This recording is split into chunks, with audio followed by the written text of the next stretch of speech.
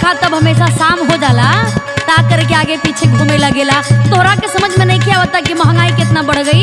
आखिर हम केकरे लगे जाई? ए भगवान, हमार बात समझे के कोशिश करा। अच्छा। एगो बात सुना। हाँ बताओ।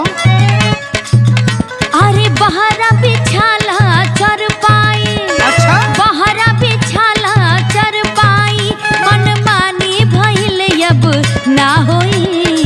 बरियारी बरियारी ना राजा करिहा, बरियारी ना राजा करिहा, प्यार अब नाही होई।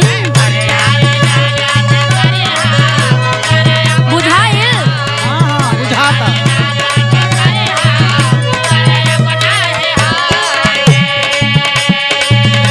अच्छा इतना दिन से हम एक साथ रहते हैं भैया, ऐसे में तू चरपाई अलग बिछा लेबू तो हमारे ऊपर का बीती? ए सुनो। भगवान, कैसन मरद बड़ा हो, कुछ बात समझल जाला। ना ना हमसे बर्दाश्त ना हुई। सुनो। बोला।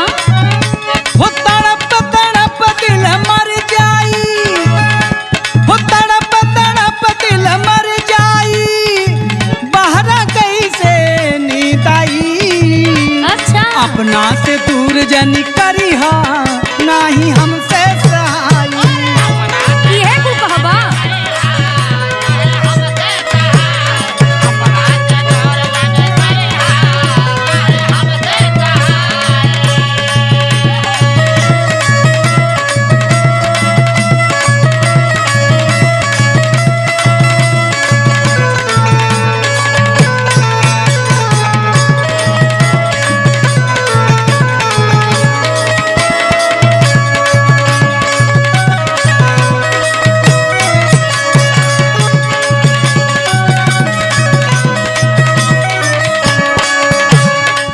अच्छा देखो बात ध्यान से सुना।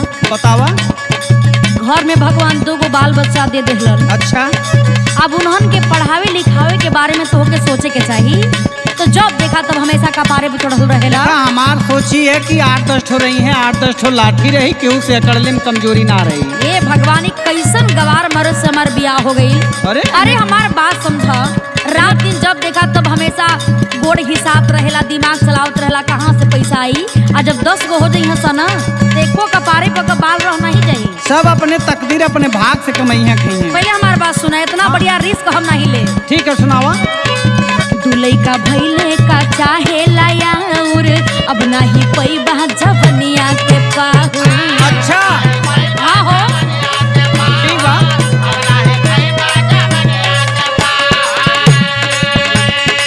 दुलई का भैले का चाहे लायाउर, अब नाही पैबा जवनिया के पाहु। और सुना।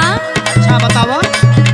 अरे केतनो सटैबा की सट जाई, केतनो सटैबा की सट जाई, केहू जिंदगी जहर में ना धोई। देखी देखी देखी देखी हमके तरसिया, प्यार अब नाही होई।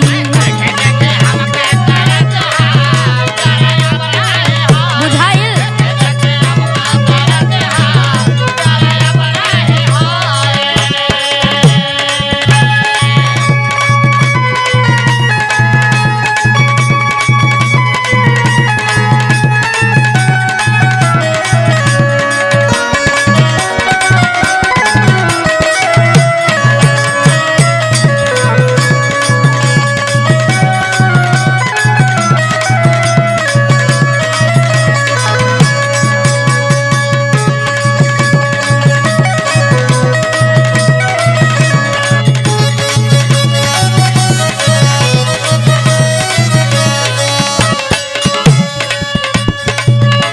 तोहरा ई समझ में नहीं आवता, इतना महंगाई बढ़ गईल बा।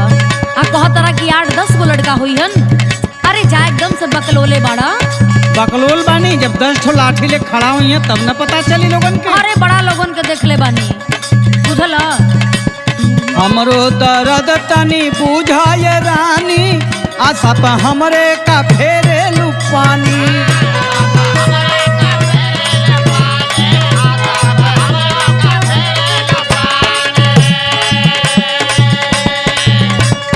हमरो दर्द तनी बुझाए रानी, अच्छा। आशा पर हमरे का फेरे लुपानी। कैसे मिले बिना रही पाई,